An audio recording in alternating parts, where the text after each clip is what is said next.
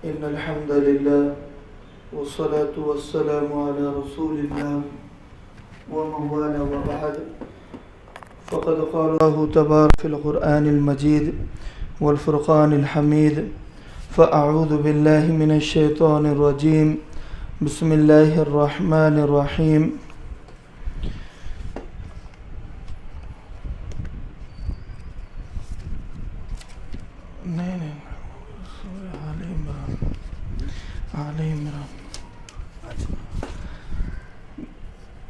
بسم الله الرحمن الرحيم ألف لام ميم الله لا إله إلا هو الحي القيوم صدق الله العظيم. سورہ آل عمران پارہ نمبر 3 اس کی تلاوت کی جا رہی ہے اور اس کی تفسیر کی جائے گی. اس کا کچھ خلاصہ آپ کے سامنے میں پیش کر دوں. عمران حضرت مریم علیہ السلام کے والد محترم کا نام تھا، اور آل عمران اس میں حضرت عمران علیہ السلام کے خاندان کا ذکر ہے جسے بنی اسرائیل کہا جاتا ہے. حضرت عمران کی زوجہ کا نام، بیوی کا نام حنہ بنت فاقوزہ تھا. یہ امام اور خطیب تھے مسجد اقصی میں نماز پڑھانے کی ذمہ داری اور صاف صفائی کی ذمہ داری غرض مسجد اقصی کے متولی سمجھے جاتے تھے حضرت عمران. اور پڑھے لکھے تھے، دیندار تھے اور ان کی کتابوں کے عالم تھے. جب یہ بوڑھے ہوئے اور اللہ تبارک و تعالیٰ نے ایک اولاد سے نوازا جن کا نام ہارون انہوں نے رکھا تھا، جوانی میں اس بیٹے کا انتقال ہو گیا. جب اس بیٹے کا انتقال ہوا تو حضرت حنہ بنت فاقوزہ جو حضرت عمران کی بیوی تھی، تو اپنے جوان بیٹے کی موت پر اللہ تبارک و تعالیٰ سے دعا کی کہ اے اللہ، اگر اس کے بعد اگر کوئی بیٹا ہو، ہماری نسل باقی رکھنی ہو، تو میں اپنے بیٹے کو مسجد اقصی کی خدمت کے لیے وقف کر دوں گی. تو اللہ تبارک و تعالیٰ نے دعا قبول کی، مگر بیٹے کی جگہ بیٹی نصیب ہوئی. حضرت مریم علیہ السلام کی پیدائش ہوئی. حضرت مریم وہیں پر رہ کر مسجد اقصی کی صاف صفائی وغیرہ کیا کرتی، اور حضرت مریم کی نسل آگے نہیں بڑھی ہے، کیونکہ حضرت مریم علیہ السلام کے بیٹے حضرت عیسیٰ علیہ السلام تھے. اس کے بعد حضرت عیسیٰ علیہ السلام کو 33 سال کی عمر میں اس دنیا سے اٹھا لیا گیا. جب وہ دوبارہ آسمان سے زمین پر نازل ہو گئے اور دجال کو قتل کرے گئے، تو اس وقت آپ کی عمر 33 سال ہوگی. 33 سال کی عمر میں آپ کو اٹھایا گیا، تو 33 سال کی عمر میں آسمان سے زمین پر نازل ہو گئے اور دجال کو قتل کرے گے. اس کے بعد آپ کی شادی بھی ہوگی، اور حضرت موسیٰ علیہ السلام کے سسرال میں آپ کی شادی ہوگی، اور 2 بیٹے بھی ہوگے. بعد میں ایک کا نام محمد آپ رکھیں گے، دوسرے کا نام موسیٰ رکھیں گے. تو یہ ایک کچھ مختصر سی تفصیل تھی سورہ آل عمران کے بارے میں، کہ جو کہ حضرت عمران علیہ السلام کا ذکر اور حضرت مریم اور حضرت عیسیٰ علیہ السلام کا ذکر مکمل طور پر کیا گیا.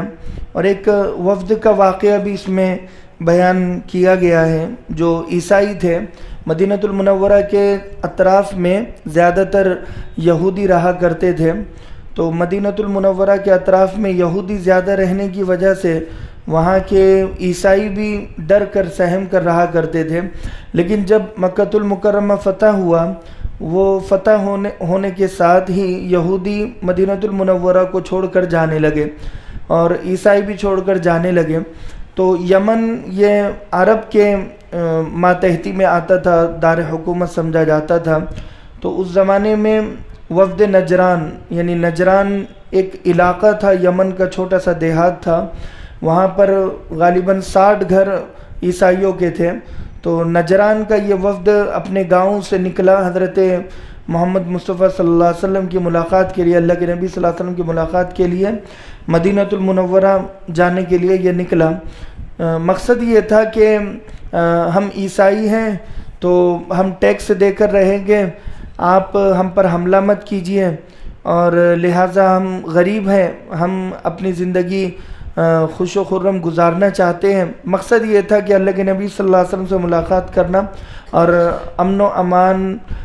کی گزارش کرنا۔ تو وفد نجران جب یہ عیسائی تھے وہ نکلے اور مدینہ المنورہ اللہ کے نبی صلی اللہ علیہ وسلم کی خدمت میں جب حاضر ہوئے تو اللہ کے نبی صلی اللہ علیہ وسلم سے گزارش کی۔ اللہ کے نبی صلی اللہ علیہ وسلم نے کہا کہ خیر مقدم ہو آپ کا، کہ لیکن یہاں پر اتنے لوگوں کے ٹھہرنے کی جگہ نہیں ہے۔ وہ پناہ چاہتے تھے، ظاہر سی بات ہے، اور 60 گھروں کا انتظام کرنا کوئی آسان بات نہیں تھا۔ اللہ کے نبی صلی اللہ علیہ وسلم کو ان لوگوں نے کہا کہ ہم مسجد میں رہ لیں کہ اگر آپ اجازت دیں، تو اللہ کے نبی صلی اللہ علیہ وسلم نے مسجد نبوی میں رہنے کی ان کو اجازت دی۔ وہ غرض اپنی نمازیں بھی ادا کیا کرتے تھے اور مسلمان بھی نمازیں ادا کیا کرتے تھے، تو لہٰذا اللہ کے نبی صلی اللہ علیہ وسلم نے مہمان نوازی بحسن و خوبی اچھے طریقے پر ان لوگوں کی۔ اس کے بعد لہٰذا وفد نجران نے دھیرے دھیرے سوالات کرنا شروع کیے۔ کہا کہ ہم تو عیسیٰ کو اللہ کا بیٹا کہتے ہیں۔ اللہ کے نبی صلی اللہ علیہ وسلم نے ان سے سوال کیا کہ حضرت عیسیٰ کو تم اللہ کا بیٹا کہتے ہو، تو لہٰذا حضرت عیسیٰ علیہ السلام کیا ان کی کوئی والدہ ہے؟ کہ ظاہر سی بات ہے حضرت مریم ان کی والدہ ہے۔ تو اللہ کے نبی صلی اللہ علیہ وسلم نے کہا کہ جیسے ہر ماں اپنے بیٹے کو پیٹ میں رکھتی ہے 9 ماہ، اسی طریقے سے حضرت مریم نے حضرت عیسیٰ کو پیٹ میں رکھا۔ تو اگر حضرت عیسیٰ خدا ہوتے تو کوئی لہذا انہیں اس طرح اپنے پیٹ میں نہ رکھتا۔ دوسری چیز، لہذا وہ حضرت مریم کو بھی خدا کہنے لگے۔ تو اللہ کے نبی صلی اللہ علیہ وسلم نے ان سے سوال کیا کہ اللہ تبارک و تعالی لہذا قادر مطلق ہے، اور اللہ تبارک و تعالی بغیر باپ کے پیدا کرنے پر قادر ہے، بغیر ماں کے پیدا کرنے پر قادر ہے، جیسے حضرت عیسیٰ علیہ السلام کو بغیر باپ کے پیدا کیا، اور بغیر ماں کے حضرت حوا کو پیدا کیا، اور بغیر ماں باپ کے حضرت آدم علیہ السلام کو پیدا کیا۔ تو لہذا اللہ تبارک و تعالی ان تمام چیزوں پر قادر ہے۔ تو اللہ کے نبی صلی اللہ علیہ وسلم نے سوال کیا ان سے کہ کیا تمہارا خدا کھاتا اور پیتا ہے؟ یعنی اللہ تبارک و تعالی کھاتا اور پیتا ہے؟ انہوں نے کہا کہ نہیں، اللہ تو کھاتا اور پیتا نہیں ہے۔ تو پھر کہا کہ حضرت عیسیٰ علیہ السلام تو کھاتے بھی ہے، پیتے بھی ہے، سوتے بھی ہے، اور لہذا چلتے پھرتے بھی ہے، اور کمزوری بھی ہوتی ہے۔ تو لہذا ان کی یہ باتیں سمجھ میں آئی۔ اللہ کے نبی صلی اللہ علیہ وسلم نے انہیں سوال کیا کہ انسان کا بچہ انسان ہوتا ہے، اور جیسے تم کہہ رہے ہو کہ عیسیٰ اللہ کے بیٹے ہیں، تو بیٹا باپ کے اوپر جاتا ہے، تو لہذا حضرت عیسیٰ علیہ السلام میں اللہ کی کون سی علامت تم پاتے ہو، کون سی دیکھتے ہو، کون سی چیز ہے جو تمہیں اللہ کے جیسی لگتی ہے؟ تو وہ ان تمام سوالوں کا جواب وہ نہیں دے سکے اور خاموش ہو گئے۔ تو غرض اللہ کے نبی صلی اللہ علیہ وسلم کی دعوت ان لوگوں کی سمجھ میں آئی۔ تو یہاں پر یہ سورہ آل عمران میں غرض میں نے نچوڑ بیان کیا، لیکن یہی بحث و مباحثہ اور یہی ملاقات بیان کی گئی ہے اس میں طویل۔ تو فرمایا اللہ لا الہ الا هو الحی القیوم، اللہ وہ ذات ہے، اس کے علاوہ کوئی معبود نہیں ہے، اور وہ زندہ ہے، سدا قائم رہنے والا ہے۔ قیوم یہ ہر ایک کو تھامے ہوئے ہے۔ مثال کے طور پر زمین کا نظام، آسمان کا نظام، سورج، چاند، ستاروں، سیاروں کا نظام، پیڑ پودوں کا نظام، انسان، نباتات، جمادات کا نظام، اور اڑنے والے پرندے اور تیرنے والے جانور، یہ تمام کا نظام اللہ تبارک و تعالی نے بحسن خوبی سنبھالے ہوئے ہیں، اور یہ نظام چل رہا ہے۔ تو لہٰذا اس قیوم اسے کہتے ہیں کہ ہر نظام کو ہو بہو چلانے والا۔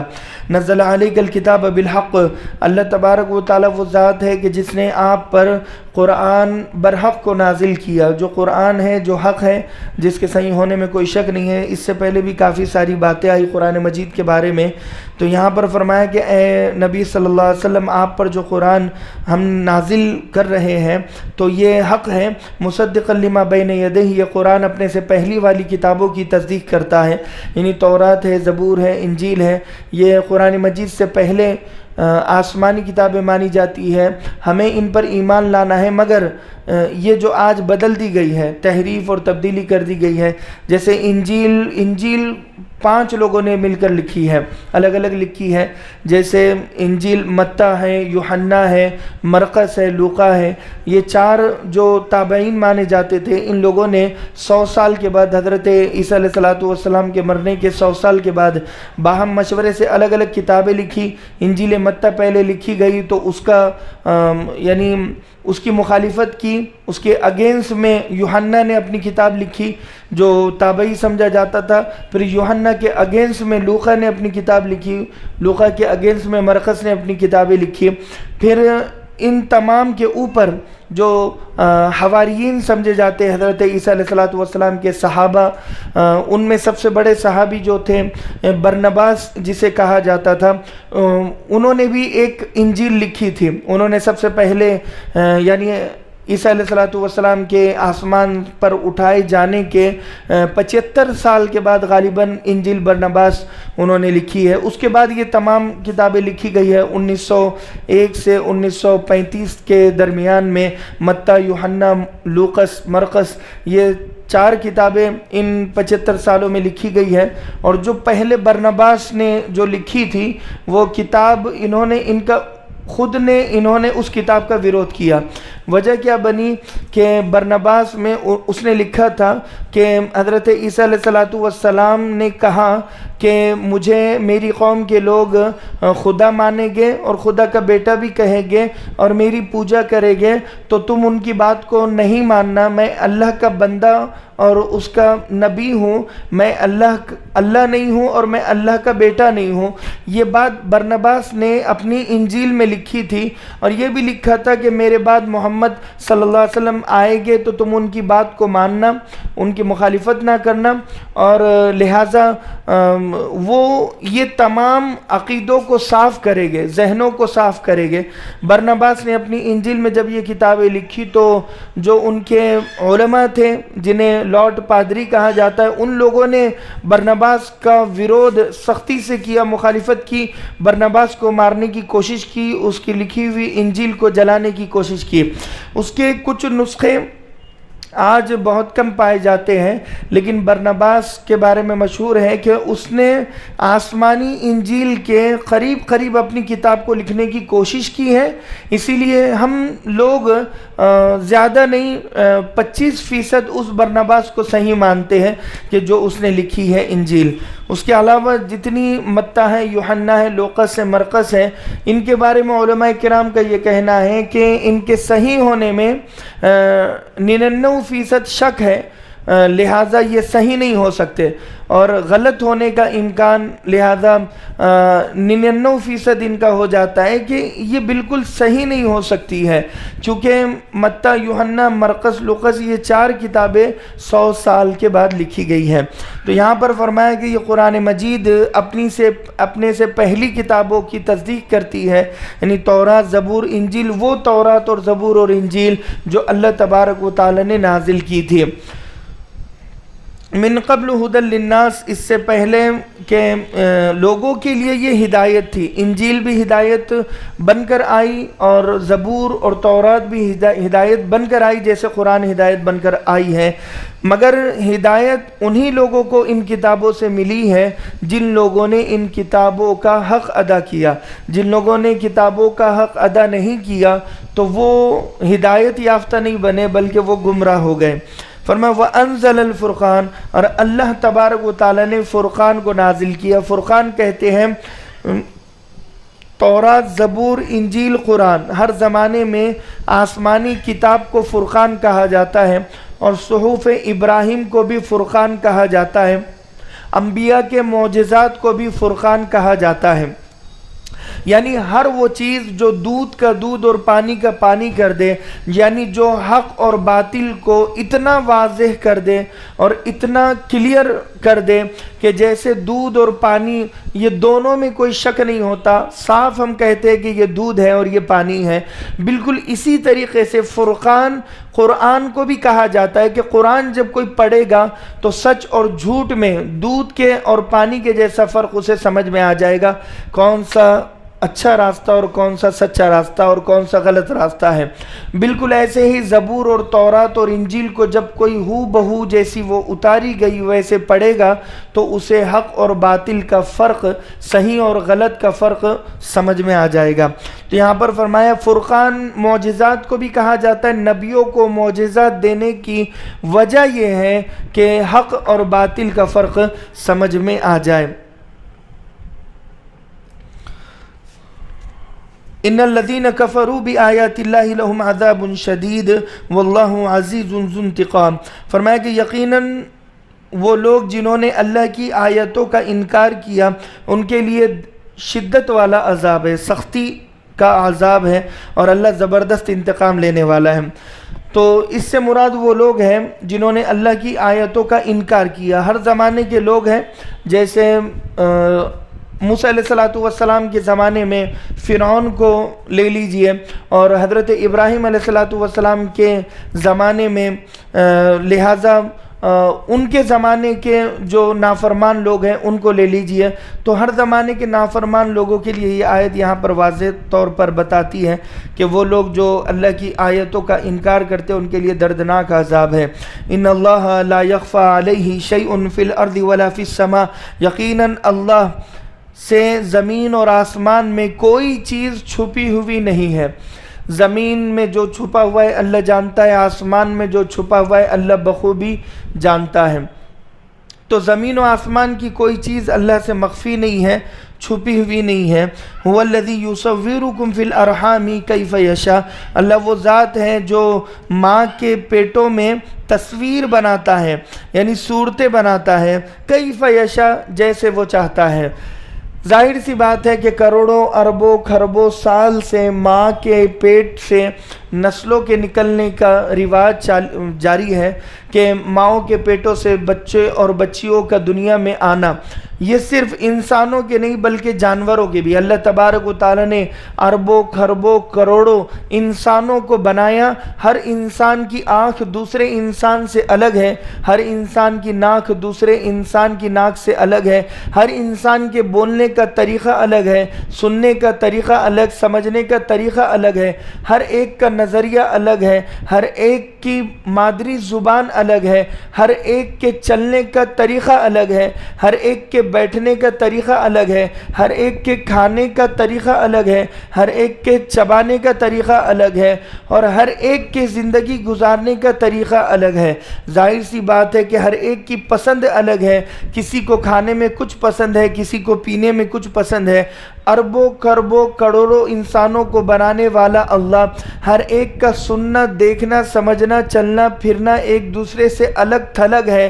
یہ صرف انسانوں میں نہیں بلکہ جانوروں میں بھی، کہ اللہ تبارک و تعالیٰ نے چلنے والے جانوروں کو، رینگنے والے جانوروں کو، اڑنے والے پرندوں کو بنایا۔ ہر پرندے کے اڑنے کا طریقہ الگ، ہر پرندے کی چال الگ، ہر پرندے کی چونچ الگ، ہر پرندے کے اڑنے کا طریقہ الگ۔ یہاں تک کہ اللہ تبارک و تعالیٰ نے سانپ اور بچھوؤں کو بنائے کہ سانپوں میں الگ قسمیں ہیں، بچھوؤں میں الگ قسمیں ہیں، سانپ کے ڈنک مارنے کا طریقہ الگ، ڈسنے کا طریقہ الگ ہے، کہ لہٰذا ظاہر سی بات ہے کہ اللہ تبارک و تعالیٰ نے کسی سانپ کو زہریلا بنایا، کسی سانپ کو زہر کی تھیلی نہیں دی ہے، یہ صرف اللہ تبارک و تعالیٰ کی قدرت کا شاہکار ہے۔ تو لہٰذا یہاں پر اور جانوروں کو اگر ہم لے لیں، ہاتھیوں کی قسمیں ہیں، شیروں کی قسمیں ہیں، اس کے علاوہ لہٰذا اور طرح کی قومیں ہیں، جیسے قوم عاد، قوم سمود، اس طریقے پر جیسے یورپ کے طریقہ زندگی گزارنے کا طریقہ اور مسلمانوں کی زندگی گزارنے کا طریقہ، یہودیوں کی زندگی گزارنے کا طریقہ، عیسائیوں کی زندگی گزارنے کا طریقہ، تو اللہ تبارک و تعالیٰ نے هو الذی یصورکم فی الارحام کیف یشاء۔ اس آیت کے نزول کا مقصد یہ ہے کہ جو لوگ کہتے تھے کہ عیسیٰ اللہ ہیں یا اللہ عیسیٰ ہیں یا عیسیٰ اللہ کے بیٹے ہیں، ان لوگوں کو کہا جا رہا ہے یہ عیسیٰ کی تصویر اللہ نے بنائی ہے، یہ عیسیٰ کو ماں کے پیٹ میں بحفاظت اللہ تبارک و تعالیٰ نے بنایا، کہ جو اللہ اور جو عیسیٰ بننے میں اللہ کا محتاج ہے وہ خدا کیسے ہو سکتا ہے؟ جو عیسیٰ خود کی حفاظت کرنے میں محتاج ہے۔ حضرت عیسیٰ علیہ السلام کے دشمنوں نے ان پر حملہ کیا تھا، حضرت عیسیٰ علیہ السلام اپنے دشمنوں سے بچ کر بھاگنے لگے اور اپنے ساتھیوں کو بھی آپ نے بھگایا۔ تو ظاہر سی بات ہے اگر وہ خدا ہوتے، اگر وہ اللہ ہوتے تو وہ دشمنوں سے کیوں بھاگتے؟ وہ دشمنوں کو بھگاتے، دشمنوں کا مقابلہ کرتے۔ اور ظاہر سی بات ہے کہ اللہ وہ ہوتا ہے، خدا وہ ہوتا ہے، اور لہذا خالق اور مالک اسے کہتے ہیں جو دوسروں کو بنائے، جو کسی سے نہ بنے۔ تو حضرت عیسیٰ علیہ السلام کو اللہ نے بنایا، حضرت عیسیٰ اللہ سے بنے، اسی لیے وہ خدا نہیں ہو سکتے۔ تو فرمایا لا الہ الا هو العزیز الحکیم، کہ نہیں ہے کہ معبود سوائے اللہ کے وہ زبردست حکمت والا ہے۔ تو لہذا میں نے کل بتایا تھا کچھ باتیں کہ میں انشاءاللہ مختصر میں رمضان کی بخشش کے بہانے کچھ آپ لوگوں کے سامنے رکھوں گا، تو انشاءاللہ مختصر انداز میں رکھنے کا ارادہ ہے کہ شہر رمضان الذی انزل فیہ القرآن، رمضان کا مہینہ وہ ہے کہ جس میں قرآن مجید کو ہم نے نازل کیا۔ بخشش اللہ تبارک و تعالی نے ہر زمانے میں چلائی ہے۔ میں مختصر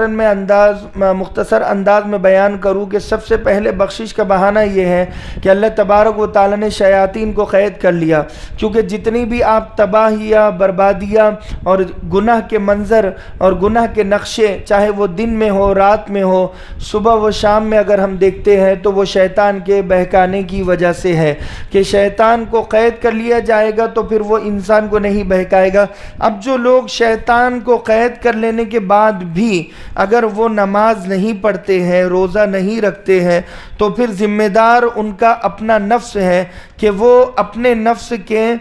بہکاوے میں اور اپنے نفس کے اتنے عادی بن چکے ہیں کہ بغیر شیطان کے بہکائے میں وہ نہ روزے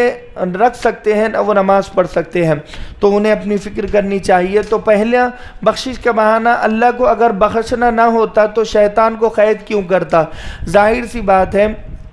کہ پولیس اگر کسی کو لاک اپ میں یا سینٹرل جیل میں ڈالتی ہے تو مقصد یہ ہوتا ہے شہری امن و امان سے رہے۔ اللہ تبارک و تعالی نے جو یہ شیطان کو سینٹرل جیل میں ڈلوایا اور ڈالا ہے، مقصد یہ ہے کہ میرے نمازی سکون سے نماز پڑھے، مسلمان سکون سے روزہ رکھے، اور مسلمان سکون و اطمینان و عافیت کے ساتھ اس ایک پورے مہینے میں میری عبادت کرے اور مجھ سے لو لگائے اور میرے سامنے دعا کرے۔ تو یہ بخشش کا پہلا بہانہ۔ دوسرا بہانہ، اللہ تبارک و تعالی نے اجر و ثواب بڑھایا۔ میں نے اس سے پہلے بھی بتایا تھا کہ ایک نفل کا ثواب فرض کے برابر، ایک فرض کا 70 فرض کے برابر، 700 گنا سے اللہ تبارک و تعالی نے بغیر حساب کہا کہ بے شمار اجر و ثواب اللہ تبارک و تعالی دے گا۔ تیسرا بخشش کا بہانہ یہ ہے کہ افطار کے وقت میں ہر دعا قبول ہوتی ہے، کہ جب ہم افطار کے دسترخوان پر بیٹھے تو ذهب الظمأ وابتلت العروق وثبت الاجر انشاء اللہ، کہ پیاس جاتی رہی، رگیں تر ہو گئی اور ہمارا اجر ثابت ہو گیا پروردگار کے پاس، اور ہم نے اللہ کو راضی کر دیا، ہم نے وہ کام کر دیا جس کا ارادہ ہم نے سحری میں کیا تھا، اور اب ہم افطار کر رہے ہیں، ہم نے اللہ کو راضی کر دیا۔ اس سے بڑی خوشی کوئی خوشی نہیں ہے کہ چاہے ہمیں بھوک کو برداشت کرنا پڑے، چاہے پیاس کو برداشت کرنا پڑے، چاہے ہم بڑے پریشان ہوئے، اس دھوپ سے پریشان ہوئے، اپنے بچوں سے پریشان ہوئے، یا کوئی اپنے شوہر سے، کوئی اپنی بیوی سے پریشان ہے، ان تمام پریشانیوں کے بعد، صعوبتوں کے بعد، پریشانیوں کے بعد آخرکار ہم افطار کے دسترخوان پر بیٹھے ہوئے ہیں، اور جب ہم افطار کرتے ہیں تو اللہ تبارک و تعالیٰ کہتا ہے سل من تعطی، مانگ میرے بندے، آج تجھے دیا جائے گا، تو مانگ، جو مانگے گا تجھے دیا جائے گا۔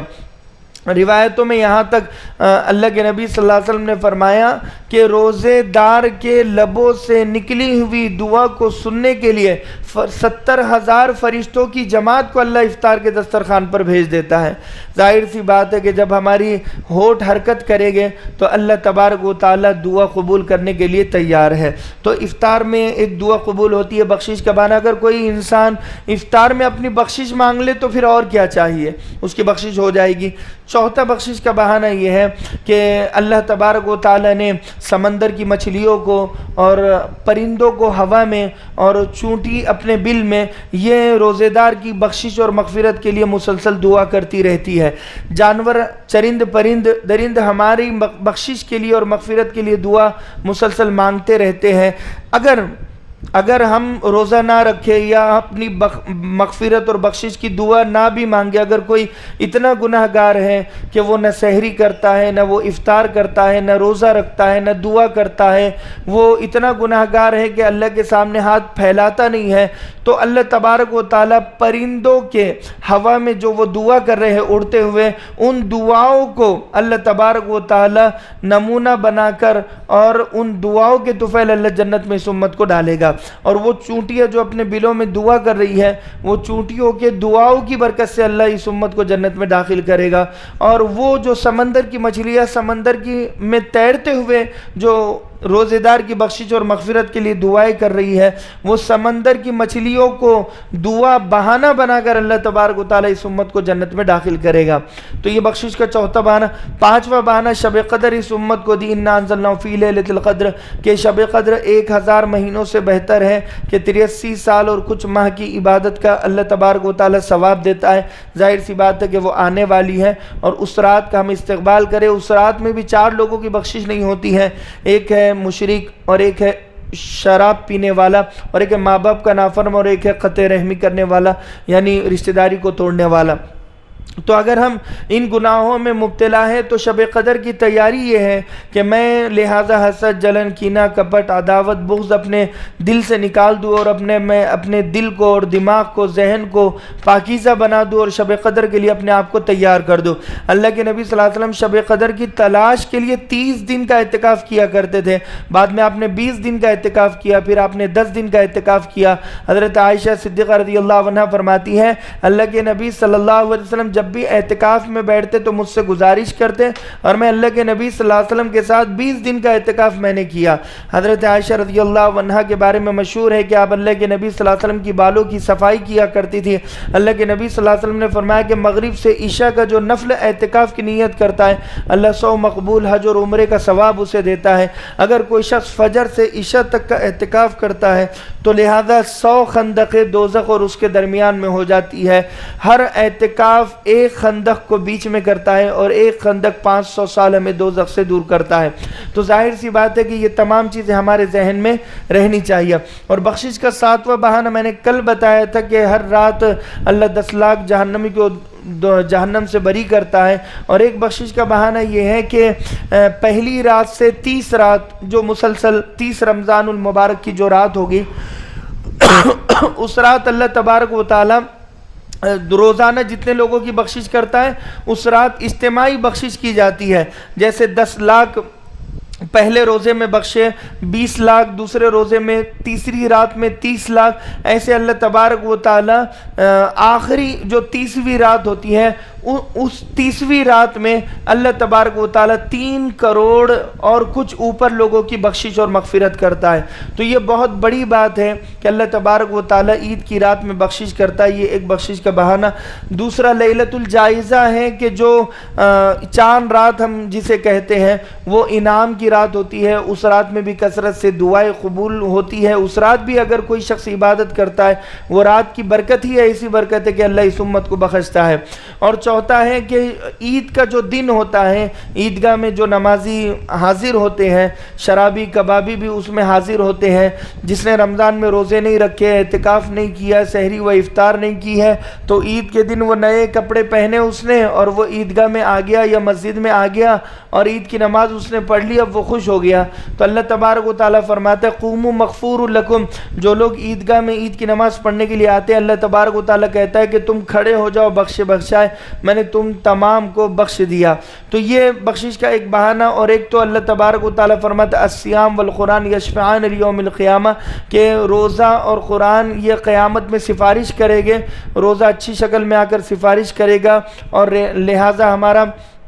ہمارا روزہ اچھی شکل میں آ کر ہماری سفارش کرے گا اور قرآن اچھی شکل میں آ کر ہماری سفارش کرے گا۔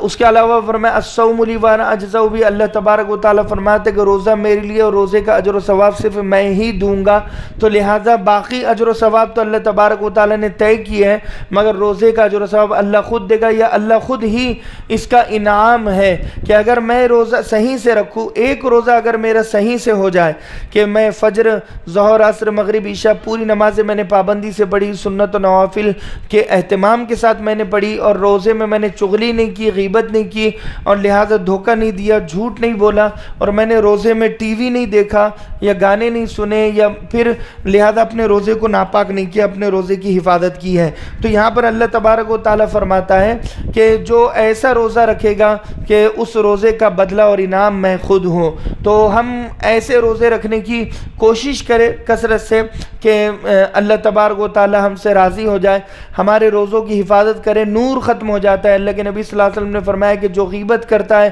وہ اپنے مردار بھائی کا گوشت کھاتا ہے، اور جو چغلی کرتا ہے تو لہذا ایسے ہے کہ اس نے کسی پر الزام لگایا، اور تو ہم اپنے روزوں کی حفاظت کریں۔ روزے کا نور اور روزے کی روحانیت ختم ہو جاتی ہے اگر ہم روزے میں غیبت کرتے ہیں، چغلی کرتے ہیں، جھوٹ بولتے ہیں، یا روزے میں ہم ٹی وی دیکھتے ہیں، یا روزے میں ہم لہذا کوئی بھی گناہ کا کام کرتے ہیں، چاہے وہ چھوٹے سے چھوٹا ہو یا بڑے سے بڑا گناہ ہو، ہمارے روزے کی روحانیت یعنی روزے کا نور ختم ہو جاتا ہے، ہماری عبادتوں کی روحانیت ہمارے ہاتھ میں ہے۔ اگر ہم جتنا نیکیاں کرتے جائیں گے تو ہر عبادت میں مزہ آئے گا، اور جتنا گناہ کریں گے تو ہر عبادت پریشانی سے ہم کریں گے۔ قرآن پڑھیں گے تو ایک پارہ پڑھنا ہمارے لیے دشوار ہوگا، روزہ رکھنا ہمارے لیے دشوار ہوگا، بار بار پیاس لگے گی، بار بار بھوک لگے گی، اور روزہ ہمارے لیے بڑا مشکل جائے گا۔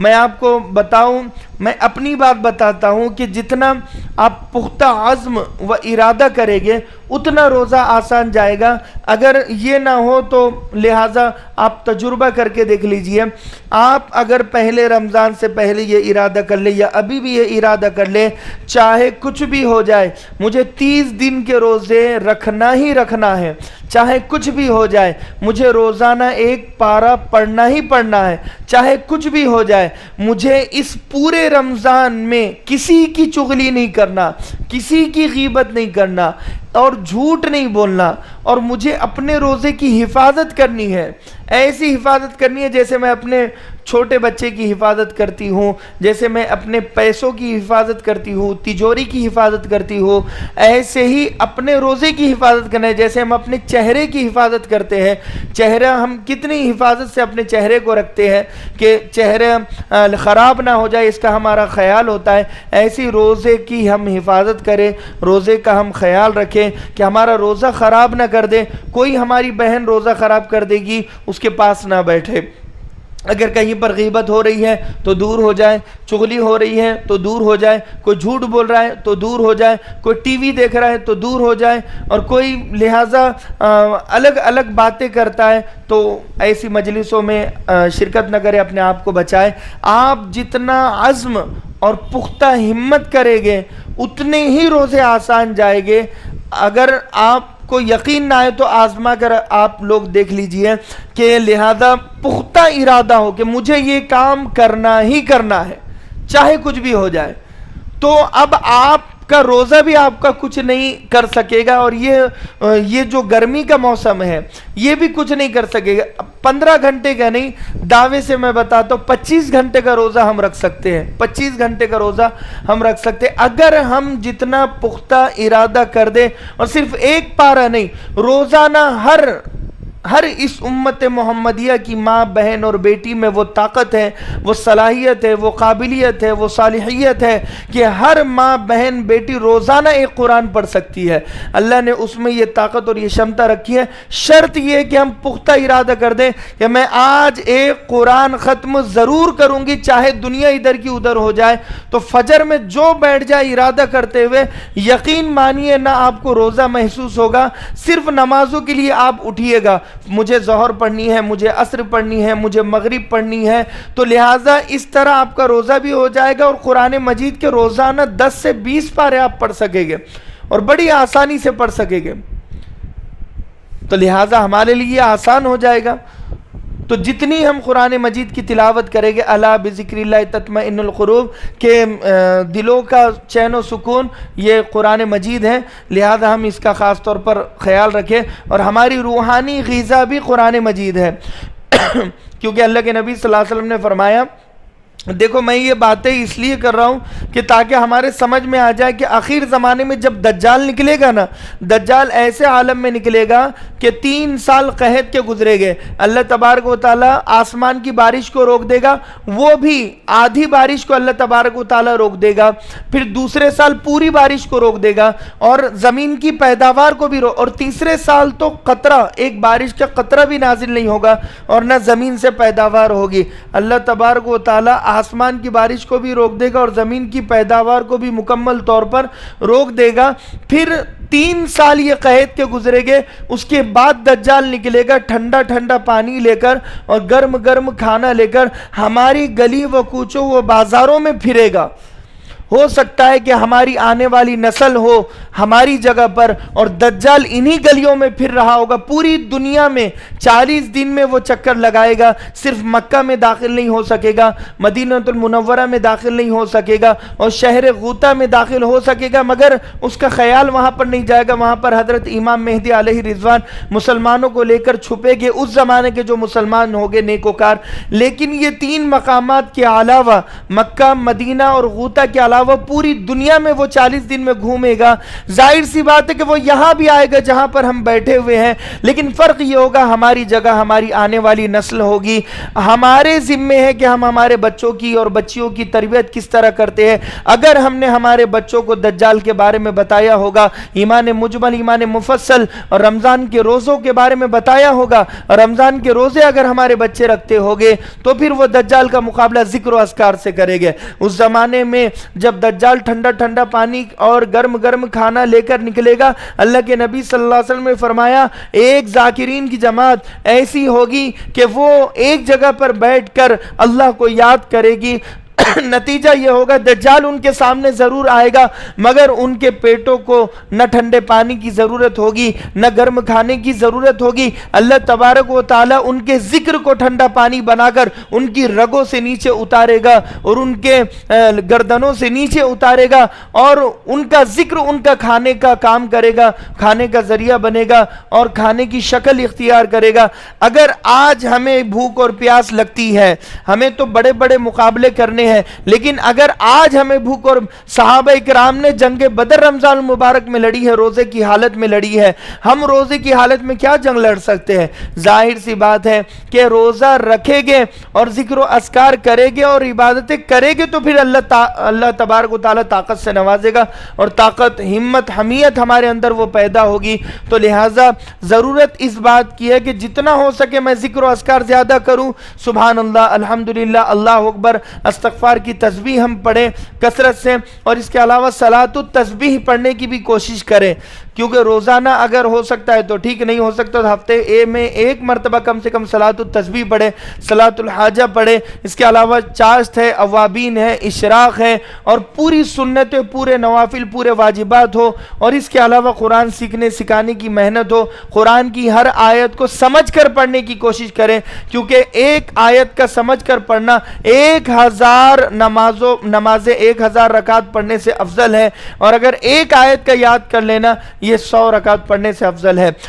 اس لیے ان تمام چیزوں کا خاص طور پر ہم خیال رکھیں. اللہ تبارک و تعالیٰ سے دعا ہے کہ اللہ تبارک و تعالیٰ کہنے سننے سے زیادہ ہم تمام کو عمل کی توفیق نصیب فرما. وآخر دعوانا الحمدللہ رب العالمین، وما توفیق الا باللہ، وما علینا الا البلاغ.